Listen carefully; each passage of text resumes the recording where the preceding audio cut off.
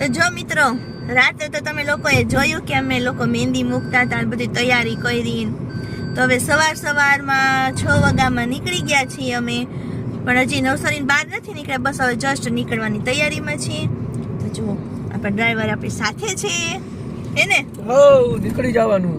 હા, ડ્રાઈવર મેં તમને કીધા.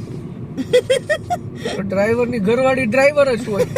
મને શીખવાડે તો હું ડ્રાઈવર બનવા તૈયાર છું, બરોબર ને મિત્રો? સેમી ડ્રાઈવર છો. મને તમને 4 વ્હીલ શીખવાડજો, બીજું કાંઈ નહીં. અને જો પાછળની સાઈડમાં આપણા લાડકી દીકરી બેઠી છે, અને લાડકી દીકરીના લગ્નમાં જ જવાનું છે, બરોબર ને ચેતન? અને અમે લોકો કઈ બાજુ જઈએ છીએ હવે તો કહી દઈએ ને, કે નથી કેવું હજી? અમદાવાદ. હા, અમે જવા નીકળી ગયા છીએ અમદાવાદ. અમદાવાદ અમારે મેરેજ છે તમારા મામાજીની ઘરે, તો ત્યાં મેરેજમાં જવાનું છે. એટલે તમે લોકો છે ને વિડીયો અમારા કન્ટિન્યુ જોજો, તમને બધું બતાવશું અમે, મેરેજનું બધું કેવી તૈયારી છે, શું છે ને શું નહીં. તો સાથે ને સાથે રહેજો ને, વિડીયો સ્કીપ કરતા નહીં. જો અંધારામાંથી અંજવાડામાં આવી ગયા, અને 7:30 જેવો સમય થઈ ગયો છે, અને ભરૂચથી થોડાક 40 કિલોમીટર જેટલા દૂર છે, બરોબર ને? તે જોયું? હા, હમણાં બોર્ડ આવ્યું હતું કેટલા કિલોમીટર બાકી છે એમ, એટલે મને ખબર, બાકી મને થોડી ખબર હોય. તો હમણાં 10 મિનિટમાં ભરૂચ પહોંચી જાવ. ઓહો, કેટલા સ્પીડે? 200 સ્પીડે ગાડી હલાવો છો? 400 ની સ્પીડે. ઓહો, ભગવાન બચાવે તો તમને. 70-80 થી આગળ હલાવવાની જ નહીં, બરોબર ને કાવ્યા બેન? નાસ્તા પાણી આલે છે જો. અને અમારે અત્યારમાં ભૂખે લાગી ગઈ, કે હવારમાં ખાલી ચા દૂધ જ પીધું હોય, અમે ખાલી ચા પાણી જ પીધા છે. રસ્તામાં ક્યાંક ગાડી ઊભી રાખે ને, આ તો ક્યાંક સીધી અમદાવાદ ખાવા પીવાનું કઈ કરીએ, ચા પાણી તો પીવા જોઈએ. મને નીંદર આવવા માંડી છે. Non stop Ahmedabad. એવું ના ચાલે, ભૂખ લાગી છે હવે. ચાલો હવે આપણે આગળ વધીએ છીએ, બીજું શું.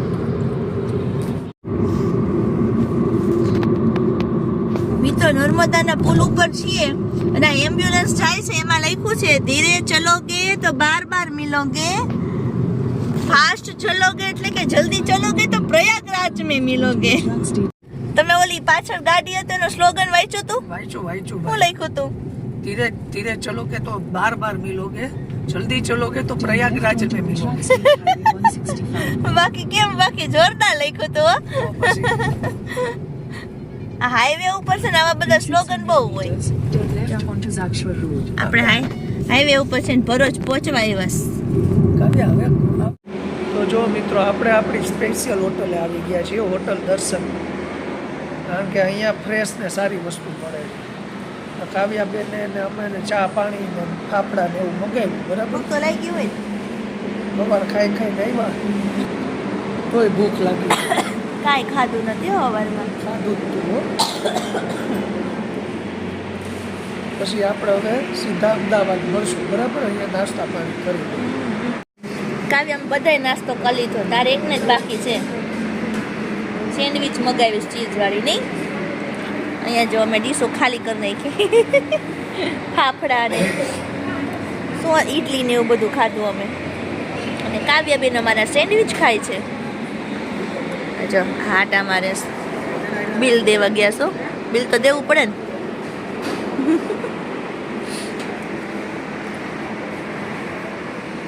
તો નાસ્તા પાણી કરી નીકળી ગયા છીએ.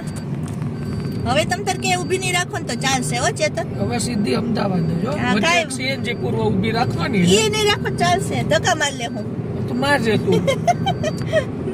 ચાલો હવે આપણે જવા દઈએ, સીધી અમદાવાદ જ હવે ઊભી રહેશે.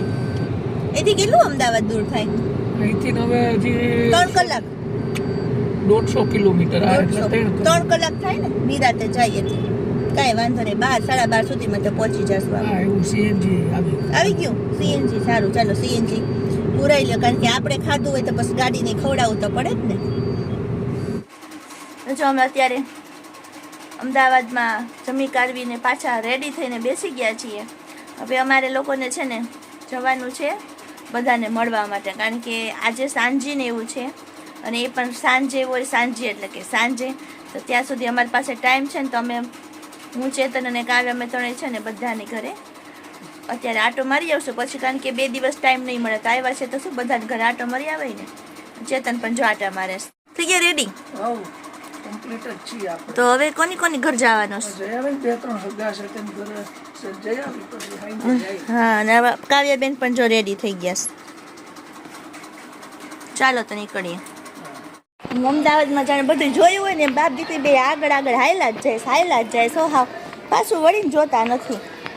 જોતો જાણે નાખી શેરી ન જોઈ લીધી હોય અમદાવાદની.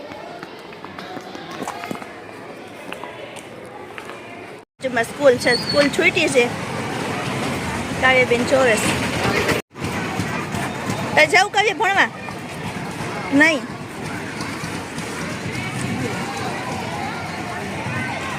હા, તમે તો એવી રીતના વયે જતા હતા ને આગળ કે જાણે બધું આખું અમદાવાદ જોયું હોય. શેરી જોયેલું જ છે મેં અહીંયા.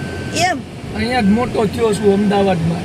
તો શેરી જોઈએ છે. શેરી હું ગલીયું ગલી જોઈ ગહી નાખી. ચપલા ગહાઈ ગયા. ચપલા ને તળિયા ગહાઈ ગયા. હાલો સારું, ચાલો તો હવે અમે નીકળ્યા છીએ અને એક પછી એક રિલેટિવ્સની ઘરે મળવા માટે જઈએ છીએ.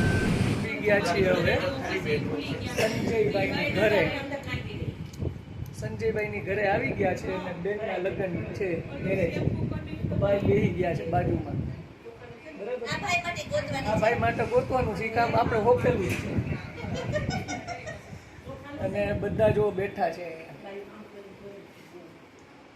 ધીમે ધીમે મહેમાન બધા આવતા જાય છે.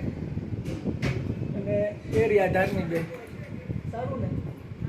જો તૈયારી થઈ ગઈ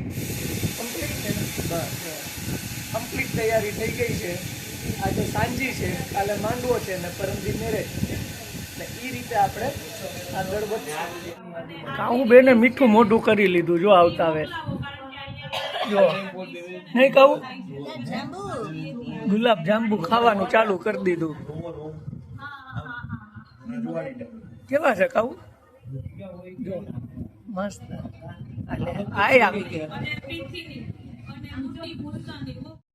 રસોડામાં કઈક તૈયારી થાય છે અને આપણા સાસુમાં બનવાના છે. કેમ છો? મજામાં ને? શું કરો છો ત્યારે? કંસાર બનાવે છે. જો ચોખાન ખાંડ દળે છે.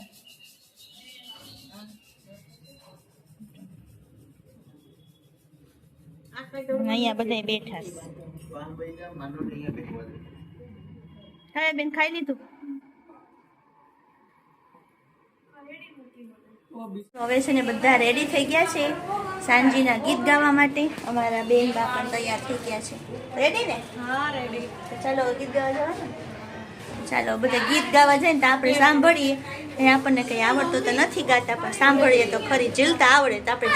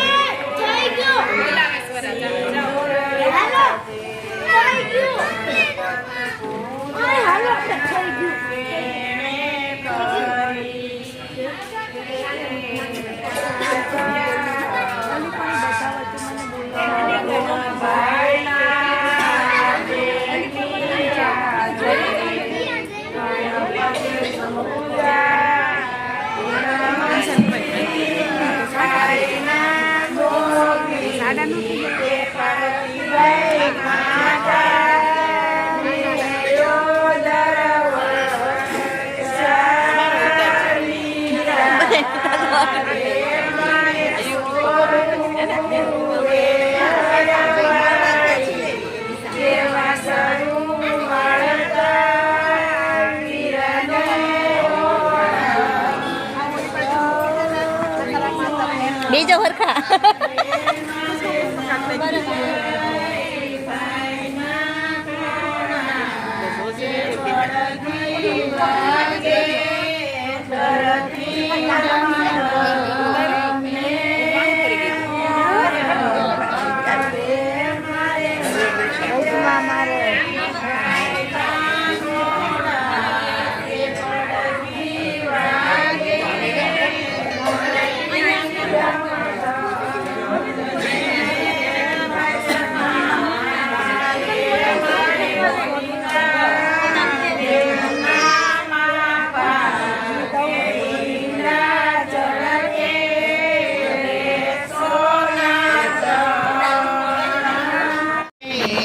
કિરણ નમી નમી જાય નાણા મળશે પણ આવા ટાણા નહીં મળે ના કિરણ નમી નમી જાય નાણા મળશે પણ આવા ટાણા નહીં મળે રે બેનના દાદા સંજયભાઈ તમને વિનવું રે બેનના દાદા સંજયભાઈ તમને વિનવું રે બેનના લગનિયા લગાવો જલ્દી જલ્દી નાણા મળશે પણ આવા ટાણા નહીં મળે બેનના લગન તો જો મિત્રો ઘરે આવી ગયા છીએ અને રાતના છે ને 10:30 જેવું થયું છે. બસ હવે જસ્ટ કાકાની ઘરે આવ્યા છીએ. તો ચાલો હવે સુવાની તૈયારી કરી લઈએ, કારણ કે સવારે પાછું વહેલું ઉઠવાનું છે અને સવારે વાના રસમ ને એ બધું છે, તો સવારે વહેલું જવાનું છે પાછું ત્યાં. તો ચાલો હવે મિત્રો, આ સાથે આપણે આજનો બ્લોગ અહીંયા પૂરો કરીએ. નેક્સ્ટ બ્લોગમાં પાછા મળશું. ત્યાં સુધી બધાને જય શ્રી કૃષ્ણ, જય માતાજી.